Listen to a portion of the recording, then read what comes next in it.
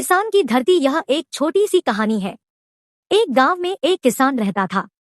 किसान के पास काफी जमीन थी। किसान अपने खेतों में काम करता था, लेकिन उसके पास कोई सुख शांति नहीं थी। एक दिन गांव में अचानक एक समस्या और आ गई। बारिश नहीं हुई और खेत सूखा पड़ गया। इसके कारण उसके खेतों की कई पौधों खत्म हो गई। किसान के घर में दोपहर का अनाज भी नहीं बचा था।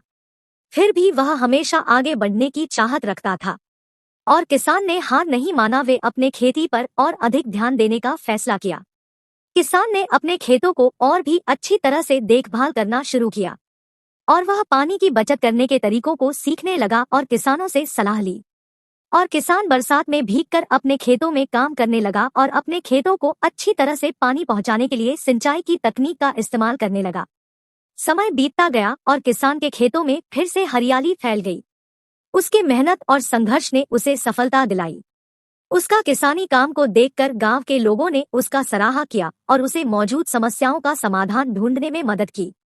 किसान के पास खुद की एक ठोस छत भी नहीं थी। किसान अपने बीते कुछ सालों से यही सोच रहा था कि वह अपने परिवार के लिए एक घर बना सके। एक दिन किसान ने अपने दोस्त राजू से इसका विचार किया। राजू एक अच्छा मिस्त्री था और उसने अपने किसान दोस्त को मिस्त्री सिखाने का आश्वासन दिया। वे मिलकर योजना बनाने लगे कि कैसे किसान अपने सपनों का घर को बना सकते हैं। किसान ने अपने खेतों की अनाज बेचकर कुछ धन बचत की और ऋण प्राप्त किया ताकि वह घर की नींव रख सके। लेकिन किसान ने अपने पैसे को खेती के लिए निवेश किया और अपने खेत में मेहनत करने लगा। धीरे धीरे उसका खेत में अनाज बढ़ता गया और उसका मुनाफा भी बढ़ता गया। इस बार उसके खेत में जो अच्छे किस्म का अनाज उगने लगा था, उसे वह बाजार में बेचने के लिए गया। उसकी मेहनत और संघर्ष ने उसे अच्छा मुनाफा दिलाया और उसका जीवन सुखमय बन गया। किसान का दोस्त राजू ने अपने मास्टरी कौशल का प्रयोग करके धीरे धीरे किसान के घर का निर्माण करना शुरू किया।